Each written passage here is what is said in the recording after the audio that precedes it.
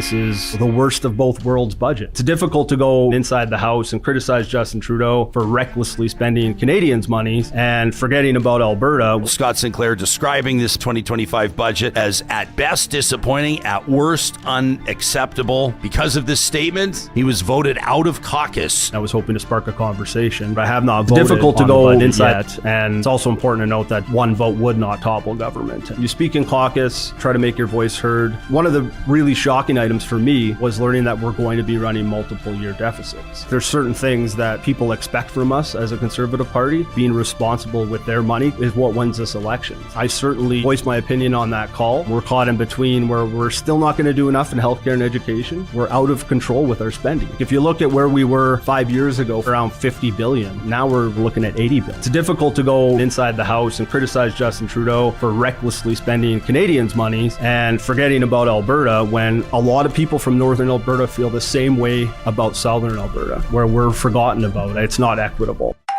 How much does it cost to get a satellite into space? Probably costs you about $300,000. Cost of the satellite is probably another $1 million. How do you explain to the average person why hyperspectral imagery is so valuable? Let's say you're flying from Edmonton to Vancouver. You look down and you'll see mountains, you'll see rivers, you'll see trees. But if you could see in hyperspectral, you wouldn't just see forests. You would see that tree over there has a pine beetle infestation, something toxic in the water, a gold deposit on the side of a mountain. Where all the fuel is for a forest fire to grow and burn, working with some of those customers in forest fire, in agriculture, in environmental monitoring. They're using our imagery to optimize the amount of fertilizer you need for wheat. And they're doing this all over the world. That's an example of using hyperspectral to say, okay, well, this plant does not have enough of this nutrient. What do we need to change to get it to where it needs to be to give us the most food? This is blowing my mind. We want to put up a big constellation of them so that you could literally watch Earth breathe. They've been very nasty to us on trade. Historically, Canada has been very, very bad to us, very unfair to us. The fact that we share a border with them just makes me more nervous than I ever thought it could. Peter Navarro, Trump's trade advisor, comments that Canada's being run by Mexican drug cartels. That is the sort of thing that you would use as a pretense to perhaps make incursions into Canada or violate Canada's territorial sovereignty on the basis of your own national security interests. Our proximity to the Americans, which has always been the greatest gift that we have as Canadians, they have protected us. We have underspent on our military because they protect us. We have benefited more from free trade with the Americans than anyone else in the world. Now that's starting to be a significant disadvantage potentially. And it's great to see so many Canadians out there putting flags on their house. I'm one of them. You know, I love that we've kind of reclaimed that from the anti-vax folks, but the hard part is ahead. You're getting a little bit emotional. Something I love about this city is the spirit of community. I think for a lot of people, how they define their place in the city, especially if you're in your, I would say your 30s or 40s, that is an era that defined not only the prosperity of this city, but the possibility of this city. And I think one of my fears for this city is that we'll lose sight of that. I think that sometimes, we've talked about a lot of issues today. I think sometimes we get bogged down in the things we don't get right, and we forget so much of the things we do. Canada's new Prime Minister, Mark Carney, is loaded. So Conservative leader Pierre Poilievre says Canadians deserve to know what Carney's worth and where the wealth came from. So, like hours after he swears in, a reporter asks Carney about it. The assets that I have were earned through employment income, employment as a public servant, and employment in the private sector. And I would note as well that employment in the private sector is something that the leader of the opposition has never experienced. And I would point as well that complying or meeting standards expected of a leader of a party, let alone a prime minister, is something that the leader of opposition has not respected either, and I'm speaking directly with respect to his refusal, still at a time of great crisis, to get his security clearance, something I managed to do in 2 weeks. Now, the Liberals have bounced back in a big way since Justin Trudeau resigned. So, Conservative leader Pierre Poilievre is trying to tie the two together to stop that surge. Wishing Mr. Trudeau a happy retirement and all the best to his family, and congratulating Mr. Trudeau's economic advisor, Mark Carney, on becoming Prime Minister only 3 months after he moved his headquarters out of Canada to New York, moving jobs away from Canada. What do you think happens here? Can Carney actually keep the Liberals in power, or Will Poilievre's Conservatives pull it off?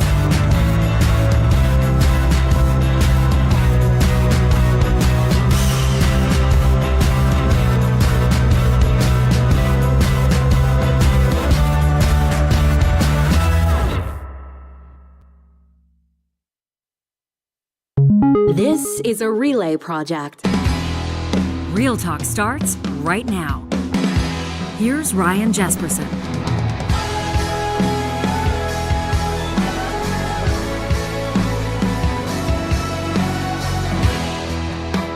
All right, buckle up, Real Talkers. We're set to go here as multiple sources reporting what we've suspected would be the case for a while. That is, just a couple of days from now, Prime Minister Mark Carney will trigger that election. They're calling it a snap election at the end of April. On the 28th of April, Canadians will go to the polls. Will it be Mark Carney who saves this Liberal government? Maybe who takes it from a minority to a majority government? Or will it be Pierre Poilievre who holds on to the lead that he had in the polls for more than a year, experiencing a bit of a bump, a bit of a drop right now, attributable, I'm sure, in some part to Donald Trump. And we'll get into this. We've talked about it in previous episodes, and the conversation is just starting. But right now, it's all about whose message will compel Canadians the most to give them their vote. What will Canada's next federal government look like? Real Talk will be rolling out extensive coverage. We're excited to announce a couple of partnerships early next week. But today, we're hanging out with a guy who's been there. He's seen it all. He's won an election. He's lost elections. He's won nominations. He just lost a nomination. He's been a leader in industry, in business, and in his community. And he's been my member of parliament. James Cumming is going to hang out with us, former Conservative MP, of course, in the riding of Edmonton-Centre. We'll be talking about political issues across the country. We'll be taking a look at our Real Talk live chat today, powered by Park Power, and getting to your emails, the ones that you've been sending in nonstop pretty much since the beginning of the year. As soon as this election talk really seriously started, that's talk@ryanjesperson.com if you want to hit up the show. This episode is happening with the presenting sponsorship of Alberta's top online real estate school. That's Rello, online at rello.ca. I was sharing with you that testimonial, that email that we received from Northern Alberta from JR. JR told us that they had done the commercial real estate course with Rello and had been practicing for about a year. JR told us that they sent in their email from their hot tub on their phone where they had just closed a deal that paid out a commission of $17,000, living the dream. And JR says, now I'm going to expand my offerings, my services to my clients, to residential real estate as well. So JR is going right back to Rello because they have the best experts. They have the easiest courses, the ones that'll set you up for success, of course, and they've bundled everything to make getting licensed especially affordable. If you're signing up for the Alberta Residential or Alberta Commercial Real Estate bundles at rello.ca, make sure you use the promo code Ryan100. That'll knock $100 off each of those courses. All one word, Ryan100, when you get started today at rello.ca. As we welcome to the studio a former Conservative member of Parliament. He's the former president and CEO of the Edmonton Chamber of Commerce, a longtime industry leader in construction, and of course a well-known member of Edmonton's philanthropic community, James Cumming. It's nice to have you on the show. Thanks for hanging out with us in studio. Hey, good to see you again, Ryan. This is you've got like a big smile smeared across your face right now, and I think that anybody that's been involved in politics or that's a bit of a political nerd like me, on a day when it's expected, when multiple sources are reporting not just that the Prime Minister will trigger an election, but that there's a date, April 28th. Everybody's checking their calendars. Everybody's getting all excited and getting organized. Where's your head at right now? Well, I'm not surprised that I think we've known this is coming. This has been in the works for a pretty long period of time, but I'm glad it's happening. I think Canadians have said they wanted an election, and let's get the election going. And I think people want to speak. I still am pretty connected to the community. I think people want to be able to have an election, put a government in place. They need a mandate. We need 4 years because there's lots going on in the world, as you had talked about in the preamble, with what's going on in the U.S., what's going on in our economy. So people are worried, and let's get on with it. Let's get a government in place and let's get back to growing our economy. I understand why Pierre Poilievre and the Conservatives want an election now. They're chomping at the bit. I understand why Danielle Smith, in her first ever comment when Mark Carney swore in, was that she demanded an election right now. I get why Conservatives want it. Strategically and otherwise, why do you think the Liberals are calling an election right now? They don't have to. Why do you think it's right now? Yeah, I think it's because they've got a new leader. And I think he's an unproven entity in politics. And I think that they prefer to go early than late. So this will give them an opportunity. They have got some creep in the polls for sure. But going back into the House, because as your viewers would know, Parliament was prorogued. It's coming back. And the opposition parties have said at the first available chance that they would defeat the government. So do you want to go into an election as the defeated government, or do you want to go into an election by calling it yourself? And I think they obviously decided we're better off to get this thing called. What do you make of what's happening right now in the polls? We talked to Philippe Fournier just a short time ago, and Conservatives and Liberals pretty much right now neck and neck, depending on which poll you look at. But some are suggesting it could be a Liberal majority. Some still believe it could be a Conservative majority. It feels like anybody's election. How are you wrapping your mind around what you're seeing? If anybody has followed polls over any election, elections matter. And the bump's not unsurprising, given that they had a leadership vote, and the Liberals have been looking for a new leader. And I knew they would probably get a bump because the ratings for Trudeau were very low. So now we're going to see, if those polls stand up through a 4 or 5 week election. And that's where, the rubber really hits the road. It is tough sledding in an election. And so we'll see how the leaders perform, and we'll see if those polls stand up. But you have to consider that the Conservatives were fairly high in the polls before. So that vote that's moving around, I still think it's moving around. I don't think it's fixed yet, and we'll see what happens over an election period. You ran in 2015 to succeed Laurie Hahn, who's been a good friend of this show, as the Conservative Member of Parliament in Edmonton-Centre. Randy Boissonnault beat you by about 1,200 votes. That was the first time you really threw your hat in the ring. That was your first election for anything, right? 2019, you come back and you win soundly by like 4,500 votes or so. And then 2021, in the middle of COVID, kind of a weird time politically. It was a weird time for everybody with everything, if folks remember. The Liberals call another election 2 years into that mandate, and you lose by like 600 votes. So tight elections. We don't really call them swing ridings in Canada, but you know what I'm saying. This is a battleground riding. In the context of the elections that you saw and fought in 15 and 19 and 21, how do you think this one will stack up? How would you compare this election, the political climate around it, the ballot box question, the leaders that are running against each other? What are the top storylines here? Yeah, I think a couple things. One, it will be, do people want change? And I think leading up into this election, that's what I've been hearing. People are saying 9 years of Liberals, it's time to get something different. Now, they've got a new leader, so will that demonstrate enough change for people to be able to say, hey, listen, got a new guy, maybe that makes things different? And my view of it is, I don't think so, because you've had a track record of 9 years, and you've had the same people at the table in those 9 years. So what is going to be different? So that's where I think people are going to have to sit down here and really think about. We've got all the noise down south. We've got two leaders that are going to go at each other hard. But at the end of the day, I'm hoping people will say, who is bringing policies out that are best positioned to allow Canada to grow and prosper again? Because we haven't been growing. And I'm not sure we've been prospering either. And I think that's why there's this angst and anger. You see it downtown about, the conditions that we have downtown. You see it in people's employment, that they're not growing their wealth as much as they would like to. So Canada has this enormous capacity. We've got riches that every other country in the world would love to have. Who is best going to represent or demonstrate that they have what it takes with policies to be able to get this economy growing and become less dependent on our southern neighbors? We're always going to be a major trading partner with the U.S. We share a border.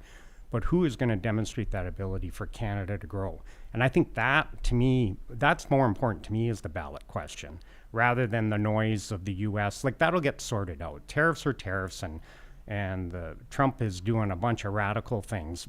We do need someone that can stand up to some of the noise there. But I'm looking more at the long-term vision of how do we grow and continue to expand our markets. We've got free trade agreements all over the world. Let's execute on. We were talking about I'm sure you saw the Trump interview with Laura Ingraham just the other day, where he says that Pierre Poilievre basically calls him stupid. Although a buddy wanted to fight this out with me on Instagram yesterday. He says he didn't call Poilievre stupid. He said he stupidly isn't friends with him. I said, well, stupid is as stupid does. But either way, Trump's hardly speaking as though he's pals with Poilievre. He says he'd rather deal with a liberal. Tongue-in-cheek, Johnny and I called it an endorsement for Carney yesterday, although it doesn't really feel like that either. Do you think that Pierre Poilievre, does he have the economic chops to stack up his resume against Mark Carney's and convince Canadians he knows more about building an economy than the former governor of the Bank of Canada? Well, I think the leader that Pierre's got demonstrated ability in the House of Commons. I served with him on finance. And I served with him as a shadow minister as well. He is an exceptionally bright guy. And so, I remember I had a nephew once tell me the story when we were talking about homeless. And, he effectively said to me, well, what do you know about homelessness? You've never been on the street. Well, I think this is similar. I don't think you necessarily have to have a massive resume on economic issues to be able to understand, listen, and craft policy. So again, I think Pierre has that ability to put together policy. He's come up with a bunch of different ideas on what he wants to do and how he wants to go about doing it. And I think during an election campaign, people can decide for themselves. So, I think he has the chops to do it. I do. I think he's an exceptionally driven guy, and he cares about his country. And his background, to me, I look at how he was raised, where he came from. I look at Anna, his wife, where she came from, and what their values are. And I think they will be an incredible force during the election. What do you think? Do you think they need to soften his image more? Like, you talk about Anna, and it's like, there have been, the Conservatives have released some very well produced social media features and longer form videos where they show him with his family, and everybody talks about this kind of image makeover that they gave Poilievre and how they're sort of trying to soften him a little bit. And at the same time, the journalist asked him the other day, I don't remember the word they used, but basically, are you too abrasive? That's basically what they asked him. And he actually, he appeared to put some thought into the answer. He said, well, on one hand, people tell me I'm a little too abrasive. He says, on the other hand, I'm a tough guy to deal with. And he kind of doubles down on that messaging, right? Like, I can stick up for Canada. I can deal with Donald Trump. What do you think? How do you think that he needs to be portrayed in the election? It's obvious what the Liberals are doing with Mark Carney. It's not going to be so much the family man, right? It's going to be the guy that can get the economy back on track. What do you think with Poilievre? I think tough and fair. I think he's got to show compassion and that he cares about his country, which I know he does. But you have to be tough. It's a tough friggin' job. It is not an easy thing to do. To lead a party, to be able to lead a country, it's a tough job. So I think you've got to have a stiff spine. It's not going to be easy. So, and there's a lot of challenges for Canada. So I think that's where Pierre, as much as people need to get to know him, as I have as a dad and as a father, but he's also got to demonstrate that he's got the chops to be able to stand up for Canada and develop policy that allows us to grow and prosper. I think he can, and we'll see what happens during the election. I certainly, with how you present yourself in front of media, I know he's taken a lot of criticism that he's fairly direct, but my God, the Carney overseas with how he had his first interaction with media certainly told me that he's got a ways to go too, because I found it quite condescending on the Q&A that he had to take when he was in Europe. Yeah, we got into that earlier this week on whether or not he crossed the line with Stephanie Levitz from The Globe and Rosemary Barton. We did a short on that. If people want to check it out, this is our shameless plug for our YouTube channel and all of our social media. Everybody can find that. It's interesting. Look at this. Savex is watching us live on YouTube right now. Maybe it's Sava. But look at that, the fleur-de-lis in the handle. Love that. And welcome to our broadcast. Checking in on the Real Talk live chat powered by Park Power. Says, I feel like both the Liberals and the Conservatives are in a weird place. Canada needs unity right now. Some issues should be bipartisan, and those should be aired out in public instead of leaving everybody guessing. Both parties have good and bad positions in my book. That's the kind of person whose door you want to knock on, right? That's an undecided voter right there. Yeah, and I think he brings up an interesting point. I've been thinking a lot about our situation with the U.S. And, everybody's going there's divisive tariffs, there's a lot of rhetoric going back and forth. And I think whoever the leader is should be able to sit down with their administration and say, what are the things that we can have common good on? Like, what are the things that we can agree on and try and work with, and start from that frame of reference instead of all the little noise that comes out of the White House. And there's a couple that come to mind. I think we both agree on energy security. Like, I think both our countries agree on that. We both agree on safety on the borders. We both agree on that we have to have some level of shared defense. So those are things that I think we can start with. And, once you get some of those out of the way, then there'll be some other ones. And I'm sure over the next 4 years, there's going to be an issue on top of an issue on top of an issue, a little bit of whack-a-mole. But on the bigger picture stuff, surely these two great countries that have done so much together, we can come up with some things that we can collectively work on. We're hanging out with former Conservative MP James Cumming, longtime construction executive, former president and CEO of the Edmonton Chamber of Commerce, a business guy, a community guy. And we'll get into some of the more local stuff as well. There's a lot of people are wondering, what do we think is going to happen down in Edmonton, paying attention to a couple ridings in particular, not just Edmonton-Centre. Obviously, I'm going to ask James about Randy and the other Randy, and I'm going to ask him about Edmonton Southeast. Amarjeet Sohi, the Real Talk rumor mill, was churning big time earlier this week. John, did we throw bullseyes? We will find out. We'll get into the Real Talk live chat, your questions as well from Real Talkers that are watching us across 7 different streaming platforms, including LinkedIn and Facebook and X. That's presented by our friends at California Closets. Right now, I want to make sure that Edmonton Opera is on your radar. They have just rolled out their 2025-26 season. This is a season of legacy. You can check it out at edmontonopera.com. Some legacies are passed down and others must be claimed. And in its 25-26 season, Edmonton Opera will explore what it means to inherit, build, and redefine a legacy through a bold lineup of performances and special events, celebrating the voices that shaped the art form, opening with Bravi, opera's greatest hits, taking place at the Winspear Center, October 9th and 11th. In February, audiences will witness the world premiere of Indians on Vacation, a poignant comedic new opera based on Thomas King's novel of the same name. And the season will conclude with the 3rd chapter of Wagner's legendary Ring cycle, Siegfried, Fate Forged in Fire. We learn by following Siegfried as he discovers his true heritage, the epic tale of heroism and fate, running May 25th, 27th, 29th, and 31st. You can find out more details and get your tickets today at edmontonopera.com.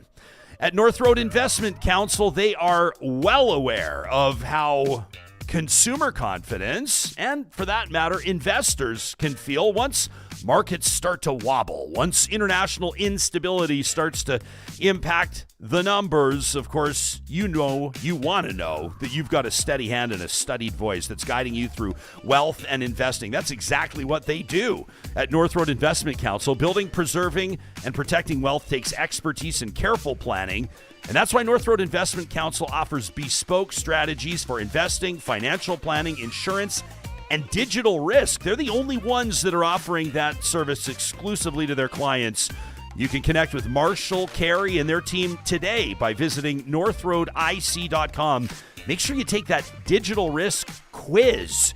It's a free service, could be a huge wake-up call, this courtesy of North Road Investment Council. Our friends at the Edmonton Chamber of Commerce want to remind you about the benefits of membership. You can check it all out on their website, edmontonchamber.com. In particular, the events. They have been absolutely hitting it out of the park as of late. They've got their regular Coffee with the Chamber events. Of course, a great way for you to connect with fellow entrepreneurs, fellow community members, and fellow chamber members. They sat down just over the past week or two with the provincial finance minister to get into the budget. They had a Q&A with Edmonton City Manager Eddie Robar, and they've got their Global Reach Luncheon happening this afternoon. How cool is that? There's always something going on at edmontonchamber.com. Learn more about the benefits of membership. Get yours today, just like we did, by visiting edmontonchamber.com. And our friends at Friesen Brothers want to remind you of the resource that is their Family Essentials flyer. This is quality food for low prices every single day. This is a family business that Frank Loveson started, opening the doors to a butcher shop in Hinton, Alberta in 1955. Friesen Brothers now marking their 70th anniversary. They've always been focused on family. You can check out not just the easy family meal solutions, the details on them in that Family Essentials flyer, but also the recipes on how to make them. It's all organized with a QR code. It's never been easier. You can check it all out on their website. That's friesen.com. We got some speculation here. People suggesting that this Edmonton-Centre riding could be a real battleground. We're hanging out with James Cumming. He's been the MP in Edmonton-Centre before. So for folks that maybe aren't as familiar, and we won't go riding by riding every single episode, but I think this one will be really interesting. You've got the NDP candidate there, and the NDP never really gets blown out in that riding. They've always had a decent showing. But Tricia Estabrooks, for the first time, will seek that riding for the NDP, former chair of the Edmonton Public School Board, former CBC journalist, and a respected Edmontonian for sure. Randy Boissonneau says he wants to run in that riding. I guess everybody's waiting for news on that. I'll get your comments on that. And then, of course, I guess you were taken a little bit by surprise. You wanted the job. You were knocking on doors, and ultimately it was a relatively young fella by the name of Sayid Ahmed that organized his way to winning that nomination. Sort of ask you so directly right to your face, but were you a little taken aback? Were you shocked at how that went down for starters? Yeah, you never go into anything not wanting to win. So, I'm pretty competitive in my nature, but he was well organized. He organized his community well. Nominations are all about selling memberships. And he went out and sold plenty of memberships, and they showed up in droves, and he won the nomination. So, I'm accepting of that. That's the way that the party has put the process together, and you have to accept, when sometimes you win, sometimes you lose. But you're right about the riding. The riding is going to be, an interesting riding. The boundaries have changed. So the area where I grew up, which was part of Edmonton-Centre, which have been Patricia Heights, Quesnel, Valley View, that area, it's all gone to Edmonton West. So, and the MP there is Kelly McCauley. So a good chunk of that riding has moved over. And then the riding expanded to the east and across Yellowhead into Calder, Kensington. And so when you map out where the elections would have finished based upon those other boundaries, it would have been 3 election wins for Conservatives. So that's the good news for Conservatives, that how it's remixed is actually to the net benefit of the Conservative candidate. That said, it's still tight. Like, it is just a really, really tight riding. So you've got to do the work. You've got to, pound on the doors. You've got to make sure you identify your voters, get out your vote. And in federal elections, the pundits will tell you it's about 80% what the federal, what's happening at the federal level with the leader and with the campaign they put together. And the candidate can influence up to 20%. So, you really are dependent upon what happens at the higher level. But this riding particularly, I think the candidate makes a difference because you really got to get out and grind it out. Yeah, this is, there was some speculation, we were driving some of it, that Mark Carney might seek a seat in Edmonton-Centre. I think it'd be a fascinating one to watch, but I'm not a liberal strategist. I'm not trying to win the election. I'm just thinking, like, what sells popcorn? What gets people to listen to podcasts? I think Mark Carney running in Alberta might grab those headlines. I don't think it's going to happen, actually. And have it on good word that he's going to seek a seat in Ottawa. But what do you think? I mean, you've obviously got to be wondering what's going to happen there. Frankly, and he's not here to defend himself, but Randy Boissonnault's had a tough go in the press lately. Everybody kind of knows what's been happening with him over the past year. So he's obviously been your political opponent. People will take that context into consideration. But can you imagine that he would run again in that riding? Given everything that had gone on in Ottawa, I'm a bit surprised. He because as I had said, this riding's so tight, and the candidate can influence a percentage of that vote. And at some point, you have to say, is he a net positive to the riding? Like, I'm sure he's done lots of good things, and he did sit as a minister, but there's enough things that have kind of chipped away at that I think that definitely puts the advantage to the other candidates, whether it be Tricia or Sayid. I think they can take the net benefit of that. It's tough, though, and I want to say this respectfully to Mr. Ahmed in particular, who I've never met, but like if I mean, he won the nomination. Credit him for that for sure. But like, if relatively speaking, nobody knows who you are and there is name recognition, like let's say Randy runs again as the Liberal candidate. I mean, he's been a cabinet minister. He's been a prominent MP in Alberta. The Liberals have been able to splash some cash around in the last while. He saved the Boyle Street building, that King Thunderbird Center. Like, he's been able to do that. And I think for a lot of people, he's won favor with people. Maybe they give him the benefit of the doubt. At the end of the day, how much do you think that of an advantage that the incumbent has, regardless of maybe some controversy, versus somebody that's a new face, a new name, really nobody knows what they're all about? Yeah, I think there's a combination of things in there. I think name recognition helps you to a certain extent.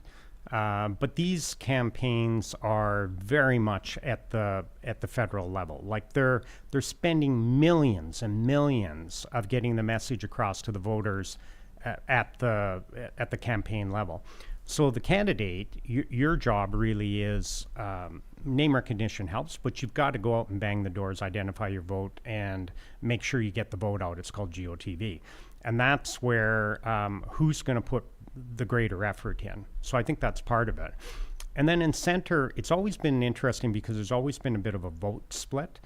So if the New Democrats have done well, it usually works in favor of the Conservatives because the Conservatives have a fairly solid base of voters.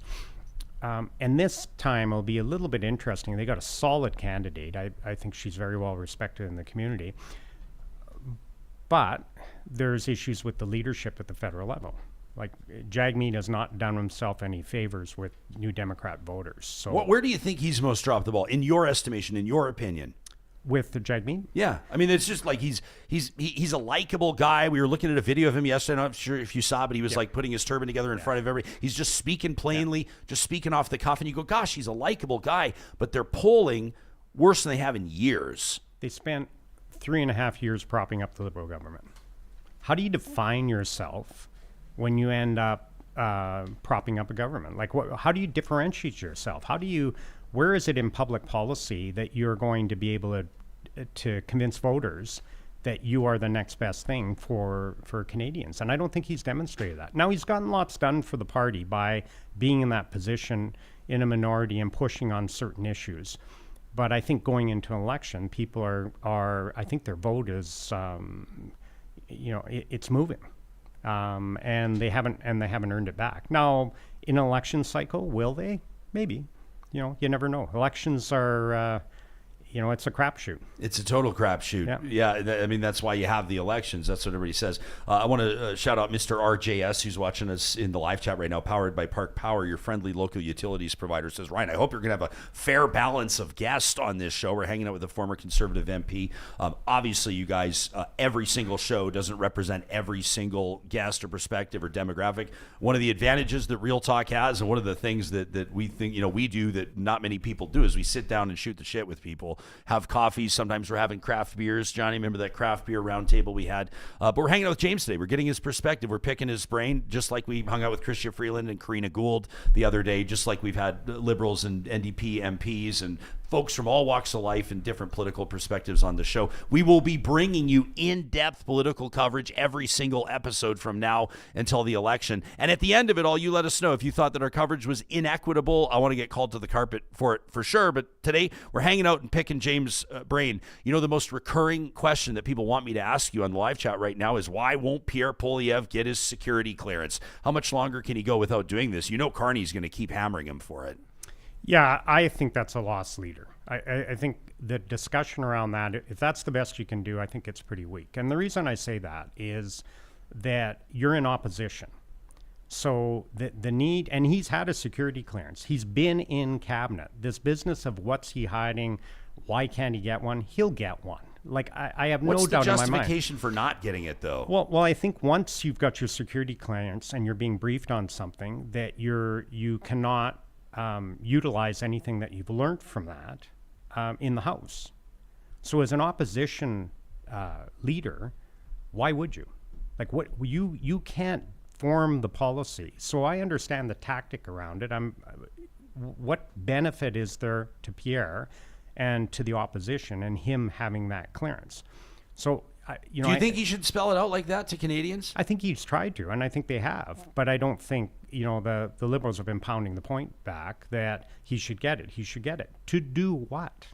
Like, what is it that you would like him to do with the security clearance? And to suggest that he can't get one, I find that's just over the top, because he's had one. He's had one. He had to have one when he was in cabinet. So I think it's a bit of a lost leader in my mind. We should flip this discussion more about, to me, that's not as critical. I come back to the core issues that we should be talking about. Who is going to demonstrate that they have the best ability to lead this country into economic prosperity and come up with policies that let us grow and prosper? And that's where I hope people will focus their time on. And then judge by a track record too. Now, the new leader, of course, he hasn't got a track record other than his track record in the private sector. But his party does have a track record. So I think we need to be able to see, are they shifting policy that actually can get something done? And I'm not convinced yet, but that'll be up to the electorate to decide. So everybody's talking about how this ballot box question is, who would you rather have dealing with Donald Trump? And I understand your point about the Canadian economy, because obviously it feels like it's all anybody's talking about right now, but the two are certainly intertwined. Yeah. I mean, it's not like, and I know you're not suggesting this, but it's not like you can just ignore the United States and explore other export markets. That's going to be part of it. But that alone is not a recipe for success. I don't have to tell that to you. No. And I'm not saying that whatsoever. They're our biggest trading partner. And we've done so much with the U.S. that we are going to have to make sure we have an established relationship with them and work our way through this.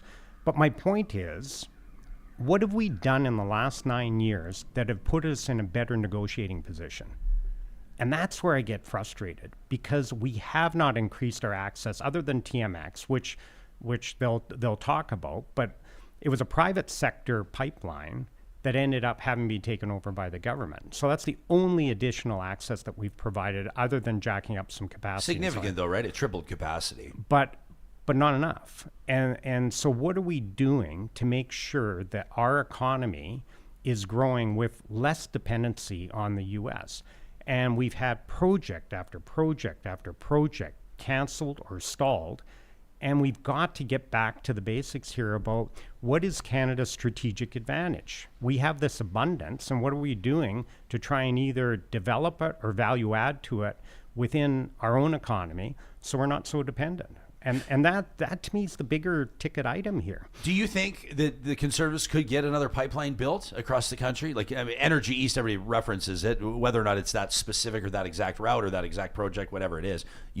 What gives you the reason to believe that the Conservatives could get one built? Well, I think there's lots of opportunities. Like, you have to demonstrate why it's good for the country. So, I think a gas pipeline into Quebec isn't a crazy idea whatsoever. And there's some economic benefit for Quebec in seeing that. Quebecers haven't exactly embraced the idea of pipelines. No, but it's been predominantly oil where they seem to have had the issue.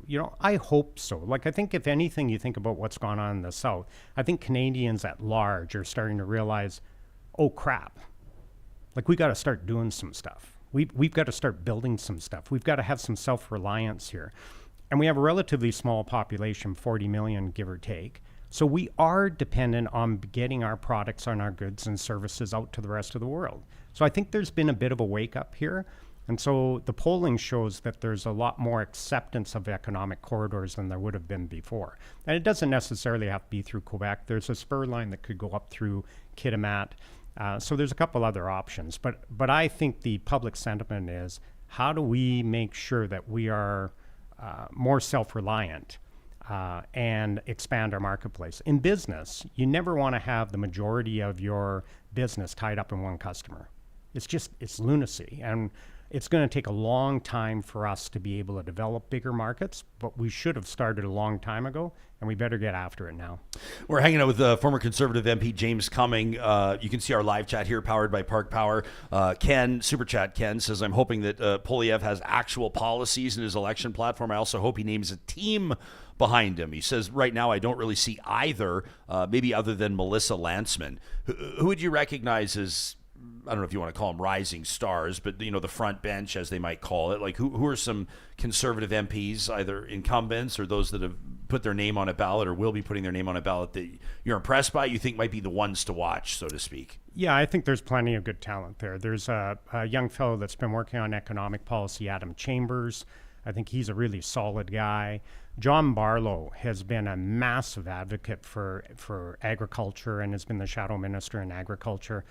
He's a great guy. Locally, you know, they nominated Chief Billy Morin. You know, he's done incredible work for the Enoch Cree Nation. And you know, I think he's a great candidate, and I think he'll bring a great perspective to the table. So there's plenty of folks that are, you know, have been working behind the scenes, working as shadow ministers, helping build policy.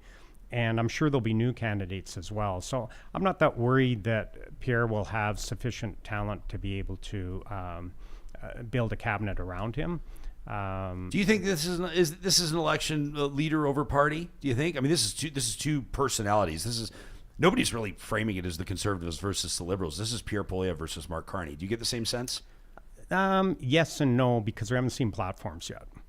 So I do think that, but I feel like it's Canadians are choosing. This is just me. I feel like Canadians are choosing, who do you want representing us at the table? Yeah, that's what it feels like to me. Yeah, it matters. Leaders matter for sure, and so that's why I think this election is important. And let's see what happens when they get in front of each other, when they have to do a debate toe to toe. Well, there'll be 3, maybe 4 at the debate, and you know, see how that is, and the constant exposure to the media, like constant.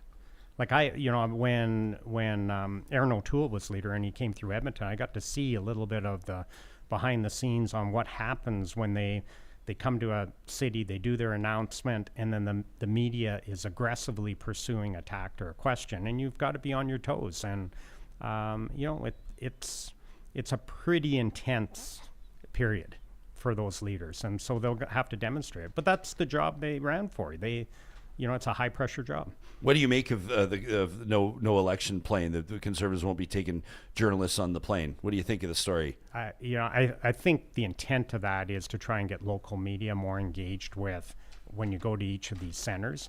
I don't know for sure, but that when I read between the lines, it's sort of, if you're in Edmonton, make sure Edmonton media covers whatever they're talking about. That's the only reason I can see why they've, other than cost, but you know, that seems to be what I would think strategically they'd be thinking. Yeah, I saw Chantal Hébert talking about how they've always had the pockets to pay for it.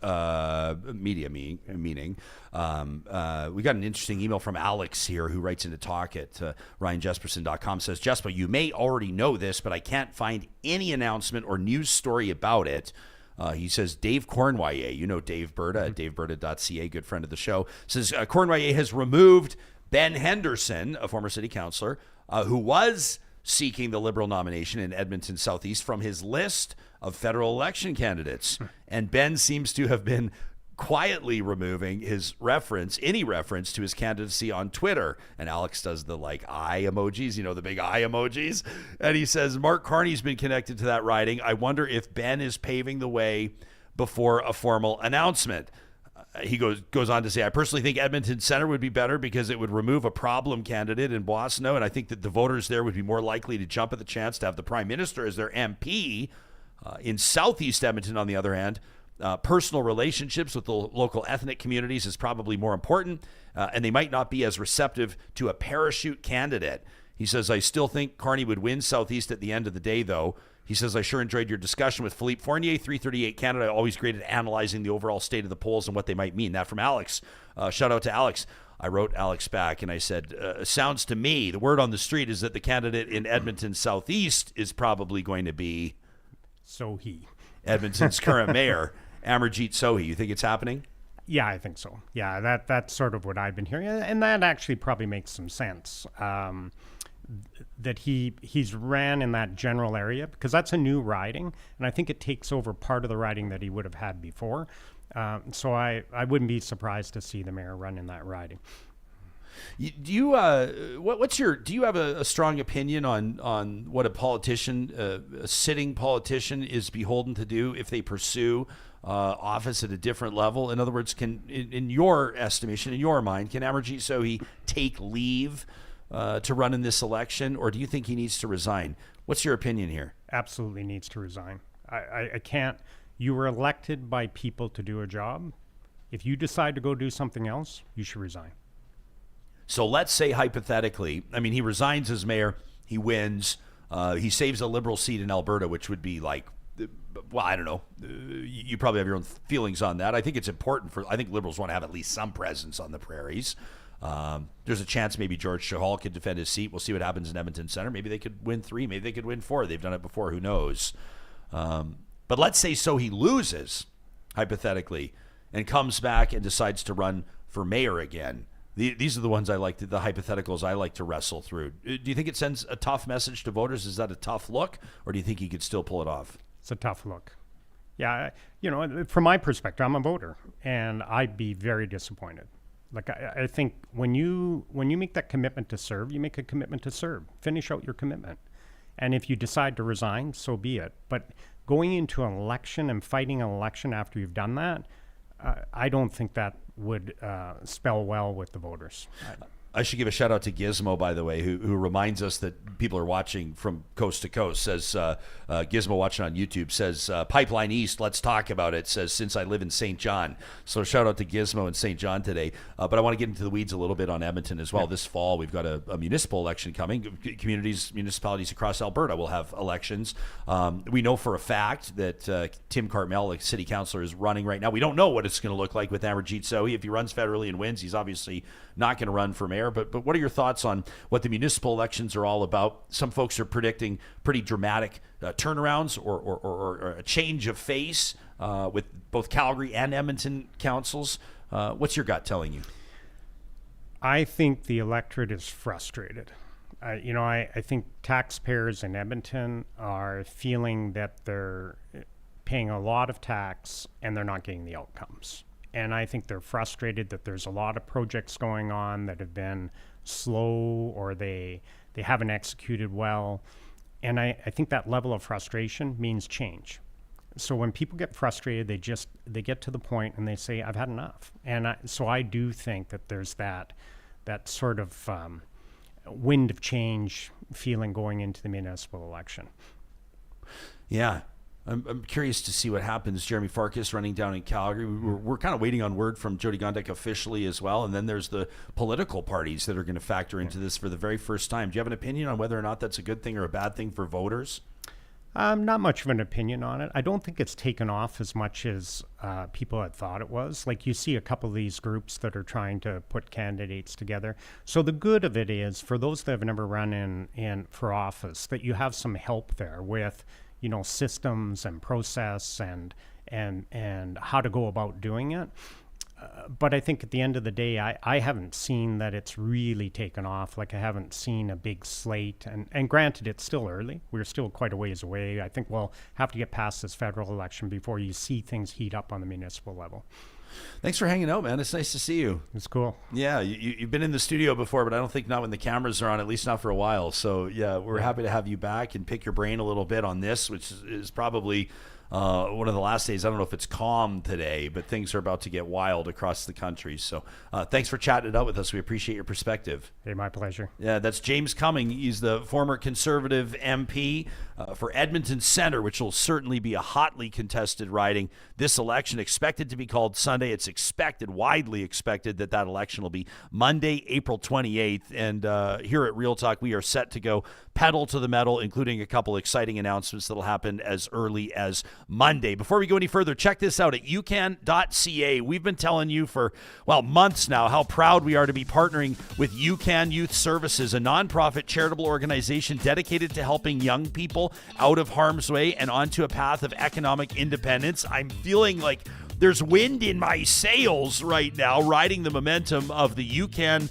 comedy weeks that they've hosted through March at the Starlight Casino and at the comic strip. Just unbelievable performances by the comedians. So great to see the movers and shakers from UCAN up on stage there as well, and just everybody that sold out those events every single night. Sold out. How great is that? In support of their relentless outreach work. I want to specifically recognize the Real Talkers that showed up on the 17th of March. We had so much fun, didn't we? And a couple of you bidding on that live auction item, which is the Real Talk lunch. We're going to hang out together. You're going to get your studio tour. And thanks to you, $4,400 going to UCAN. I can't tell you enough how much we appreciate that. You'll be hearing a little bit more about those donors as time goes on. Right now, I want to encourage you to check out the work they do, the relentless outreach in particular, working with the 50 young people most known to police, aged 12 to 17, friends. That's relentless outreach. They could use your support by a donation or otherwise at ucan.ca. Our friends at California Closets reminding you that every single install they do has been manufactured using Canadian products right here in Alberta. They're a proudly Canadian-owned and operated company. This is a family-owned business that has elevated the game when it comes to custom closets and storage solutions. Nobody does it like California Closets. You already know that. I mean, this is the top shelf name in the business. Johnny, why don't they go with that on their billboards? Top shelf. It's so obvious, isn't it? Whether it's a Murphy bed you're looking for in your second bedroom, maybe an install in your mudroom, your boot room, your laundry room, your garage, or that dream walk-in closet in your primary bedroom, you name it, they do it, and it's guaranteed for life. It'll fit your budget, too. Request that free consultation today at californiaclosets.ca. If the work on your home is a little bit more, let's say, raw, you're going to be repairing a sewer backup, or maybe there's smoke damage, or you've discovered black mold. Nightmare, right? The team at Complete Care Restoration has been in the business of handling this stuff, restoring properties and rebuilding peace of mind for a quarter century. This family business started in a garage. Now they're one of the most recognized names in the country. If disaster strikes, chances are your insurance policy allows you to choose who's going to do the work. Based on our personal experience with Complete Care Restoration, we're proud to endorse them and give them 2 thumbs up. You can check into their emergency services anytime, 24/7 at CompleteCareRestoration.ca. I love this on our live chat. Captain Coy, watching us on YouTube, just says, "Let's go!" I think everybody's, I don't know, do you get excited for an election, John? Or do you just sort of really. You just buckle up your seatbelt because you know that your workload is about to double? I guess that's probably it. Yeah, I'm not really stoked. It's just us geeks and nerds that are it's like hockey pool No season. offense to everyone. Might be like Dungeons who and is Dragons for probably some people, yeah. Political enthusiast, right? So, yeah. I get excited for it to be over, and there's a lot of nervousness right now. I think everyone knows we want a clear, definite winner. I know people are equating our a lot of people don't really know how our election system works because they feel like Carney needs a vote of confidence, which is, hey, I'm glad that he got in there, did a few trips and called an election because he didn't put it off. And now we're going to see. Now we're going to see who people actually vote for. But yeah, in this country, we vote for a party, not a leader, right? And the party can elect a new leader during their term. And that just happens some of the time, right? It happens to conservatives. It happens to liberals. it's no different, right? But I think everyone wants this kind of vote of confidence, right? That you're voting for the face, the name, not just the party this time. Yeah. And that's how things are. Things are really divisive, and Yeah. Oh man, one of my favorite contributors in our live chat is this unwise 42069 character who says elections are just a fire hose of bullshit that I'm waterboarded with every 4 years or whatever. And I think there's probably a lot of people that feel that way too. They're just like, oh, here come the lawn signs. Here come the unsolicited door knocks. Here come all the billboards, and the buses are going to be wrapped with the different political parties. But the fact of the matter is, this is our democracy in action. And this is the nerd, the geek in me speaking. But I do think that it's a time of great importance for our country, for our nation. And I think that here is where we recognize can I say, like, and I know I'm going sort of here, I sound like I'm going to be like, this is my Al Pacino Inches speech, but like, this is where the sanctity and the strength of our democracy is integral and is paramount and is worth celebrating and worth protecting, for that matter, like I said, because it's a time of turmoil, not just within our country, but abroad. I feel like I should be playing some background music here. Hey, there will be more opportunities for this. Maybe on the morning of the 28th, if that is indeed the election, it's going to be that day. But if that is indeed the election day, we'll do the Inches speech. But, Canada right now, as James alluded to, and he's not the only one, anybody with, paying any attention to the news sees what's happening with the rate of inflation. You see what's happening with certain industries. And this still kind of post-COVID recovery. I know a lot of people kind of roll their eyes at that, but that is a thing. Part of me, when James says, we've had 9 years of Liberals, that is true. Factually, that is true. Mm-hmm. And you say, look at the economy over the past 9 years. To be fair, you've also got to point out, like, it was a global pandemic for what? 3 of those years? You could chalk four of those years up to COVID and recovery. Not to make excuses, but like, if you're not going to hold, the Kenny Conservatives accountable for what Alberta's bottom line looked like at that time, or if you're not going to hold, what I'm saying? Like, it applies. It was not an easy time for any human being, period. It was certainly not an easy time economically for a lot of you employers out there. Some of you watching or listening right now, you lost your jobs, you lost your company during that time. You don't need us to explain it to you.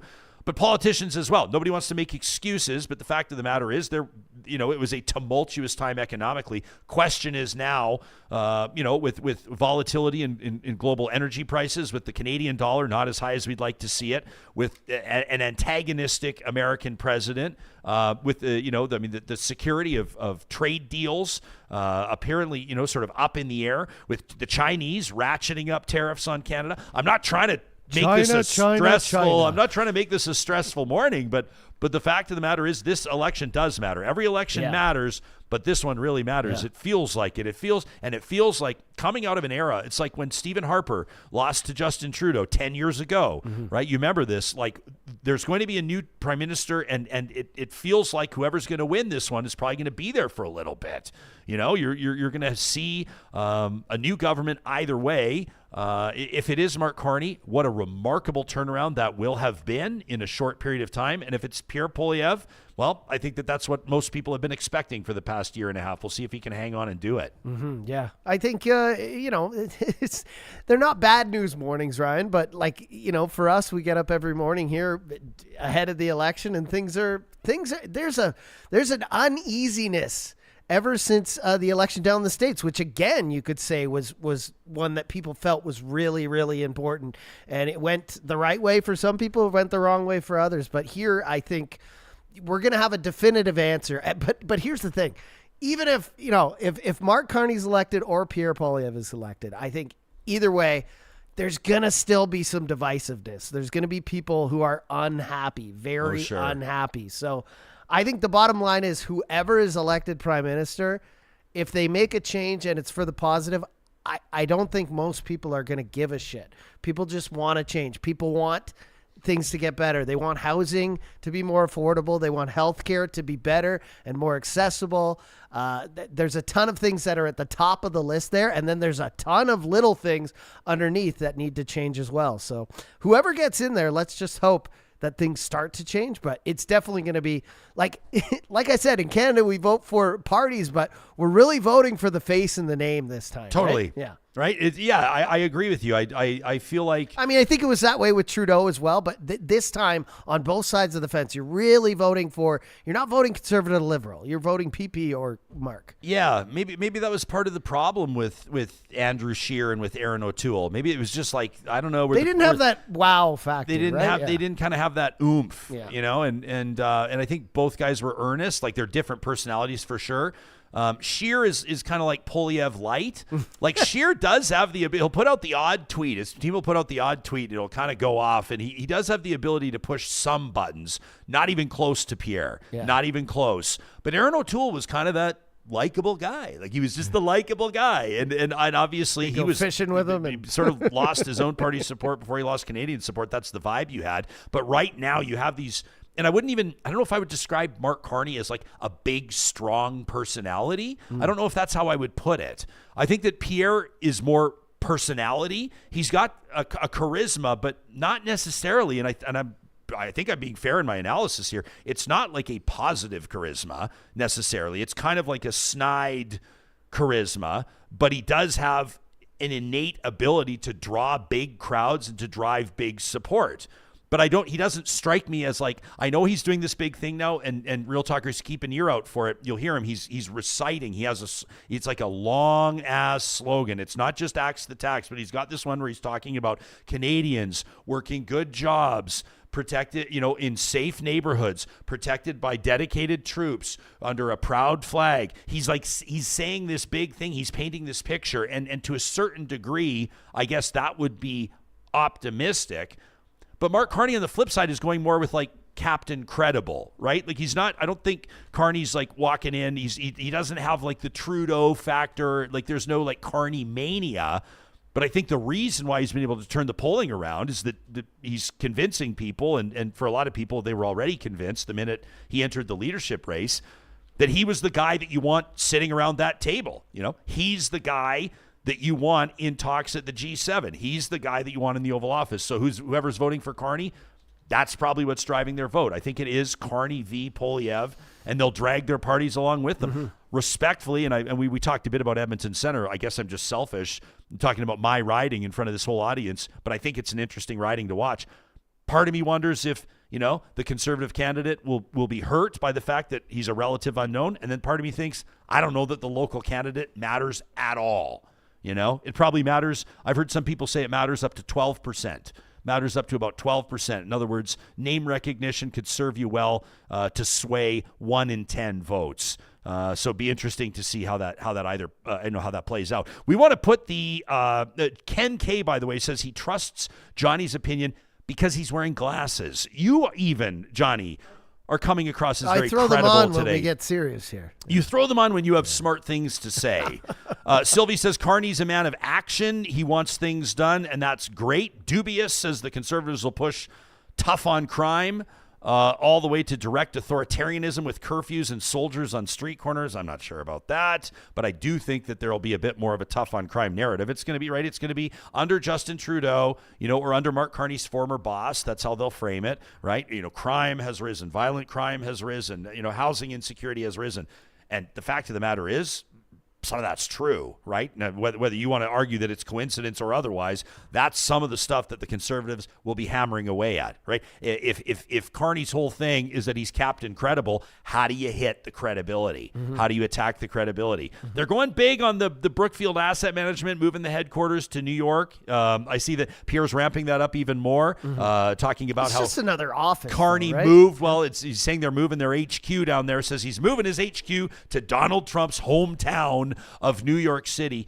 You wonder what's going to stick and what's not. We'll see fresh talking points from both the candidates. We'll see new attack ads weekly or even with more frequency. But this one's going to be a hard-fought race. I think this is going to be a tight election. And like I said, there's all those little things underneath, like all these big issues. Like, obviously the economy is that is the race right now, is who can fix or make the economy more prosperous here in Canada. But there's all these little things underneath, like our military is one that Donald Trump's talking about, and what is whoever's going to get in there do to increase our military spending, which is, in my mind, I just never thought it was that important before. And it's funny because we did, like Max Fawcett said on our show last week, We did rely. We kind of took it for granted that the Americans are this shield for us, but it wasn't for nothing. I think people are like, well, Canada just expected the states to, protect us. It was kind of a deal. It's like in those mobster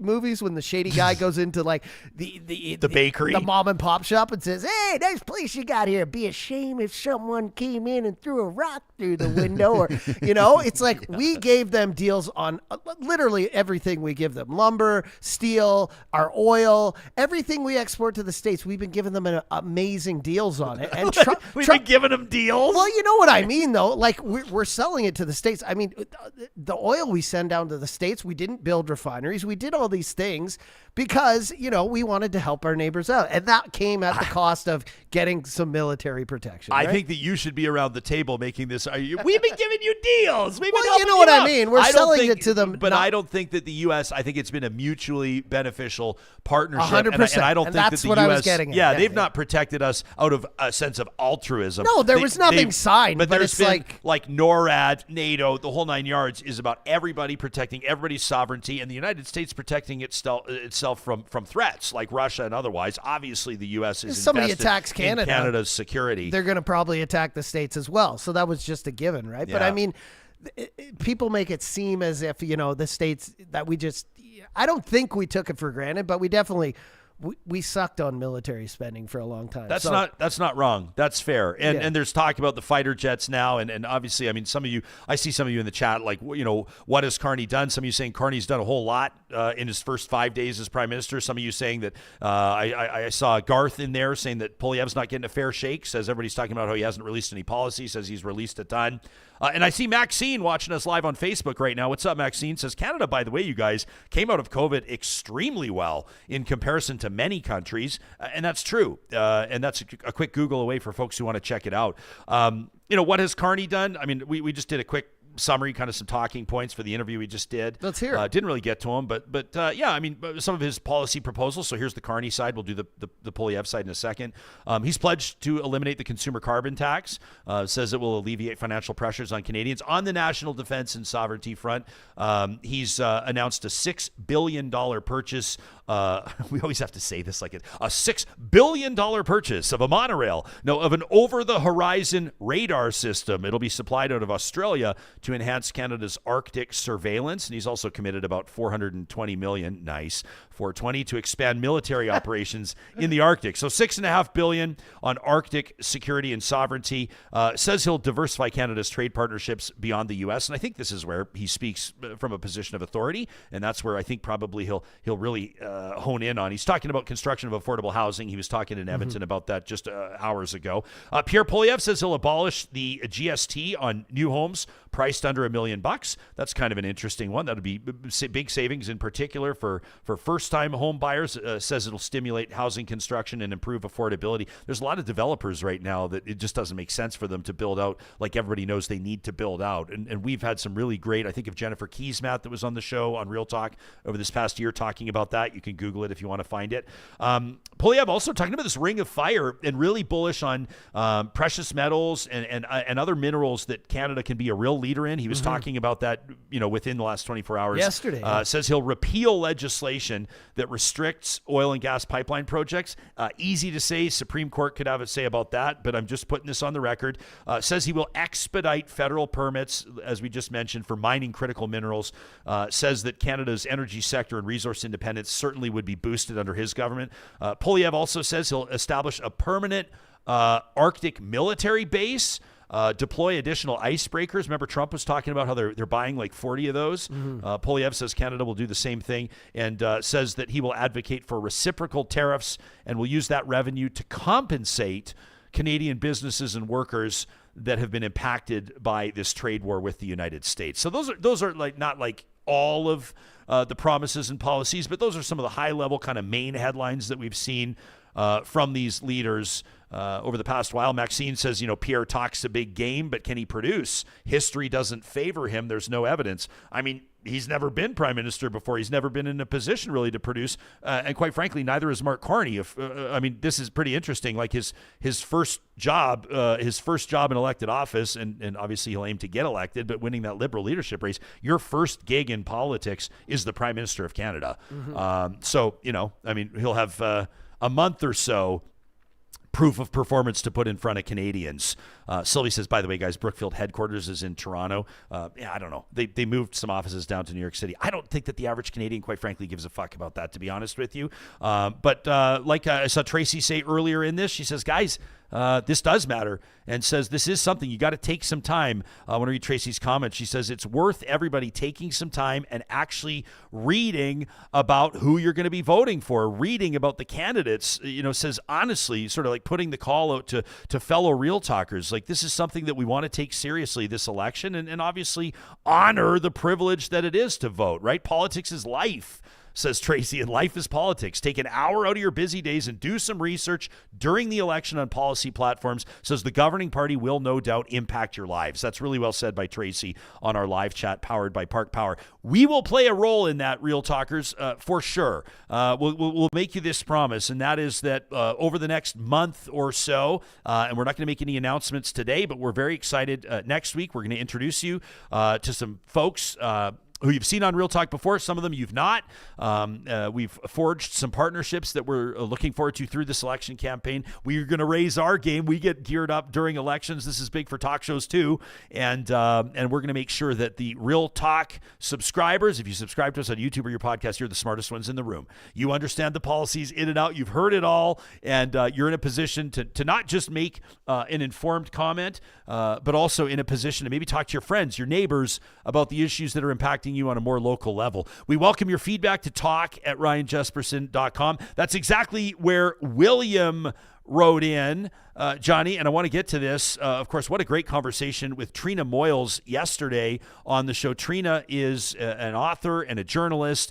She's worked a lot. She's had very cool jobs in a wildfire tower lookout. Her dad was a wildlife biologist, so she grew up around animals like bears. She tells us the story of her dad bringing home an orphaned black bear cub into the home when she was 5. She says that's when she first connected with bears. She first had that real connection. She talked to us on our most recent episode of the show, that's the 19th of March, about her feature in Alberta Views magazine, and you can read that at albertaviews.ca. They've got it up right now. That's the magazine for engaged citizens. That piece, Problem Grizzly or Problem Politics, and Trina gets into the Alberta government's new, basically their Grizzly management plan. Is it based in science? What are the experts saying about it? What are rural residents saying about it? How does it stack up with hunting or wildlife management regulations in other provinces? Really interesting conversation. It got Pedro thinking, and Pedro writes into the show the subject line, Grizzly Discoveries, which I thought was a nice play on words. And Pedro says, good afternoon. Somehow I can't help but question what the current policy is for cattlemen and ranchers in regards to the disposal of their dead stock. Okay, the livestock that is, no longer live. Says loss of animals, no doubt part of the business. Attractants, though, are also a big part of the problems with wildlife encounters. Is it true, wonders Pedro, that composting dead animals out in the back 40 is an accepted method of disposal? And says, good show today. Kind of a mysterious, kind of an interesting. Now, the subject line, Grizzly Discoveries, would lead me to believe that perhaps Pedro made a grisly discovery when he was out on his own walking the back 40 somewhere, or maybe he's got a theory on how this should all happen. I'm not an expert, but I do know that we have experts in our audience that could maybe help us understand. I'm looking at the farmers and ranchers that are regular contributors to our chat or to our emails. What is the proper way of disposing with dead stock? I know a lot of landowners, the ones with a backhoe, they go out and they can bury these animals if need be. I know a lot of landowners would have, what's like the big equipment of like a burn barrel, like the burn piles, or you'd have kind of the incinerator capabilities, but I'm not sure. Pedro, My city slicker gut instinct on this is that landowners, farmers, ranchers that are experiencing the so-called problem bears or cougar traffic through their properties, or for that matter, coyotes again and again and again, my guess is that they're not just dumping their dead stock in the back 40. But if you want to follow up, this is where we put this out to you, Real Talkers.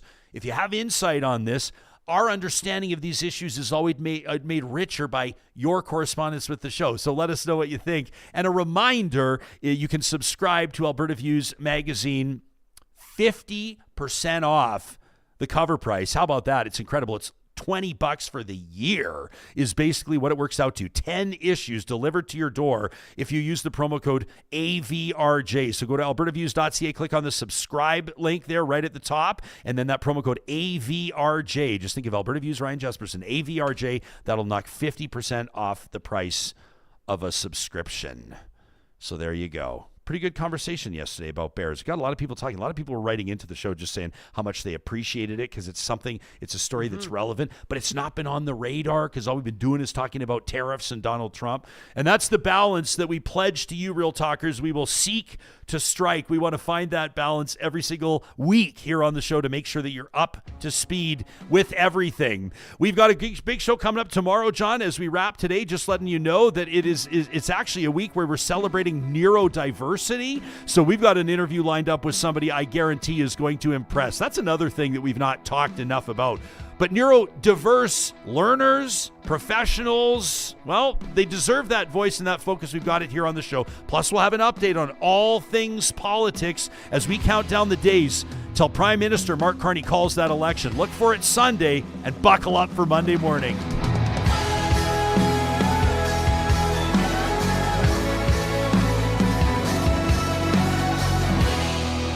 Real Talk is hosted by Ryan Jesperson, executive producer Josh Dunford, technical producer John Hicks, general manager Katie Cook-Chivers, account coordinator Lawrence Derlego, human resources Lena Shepard, website design Mike Johnston, voiceover by me, Carrie Skelton.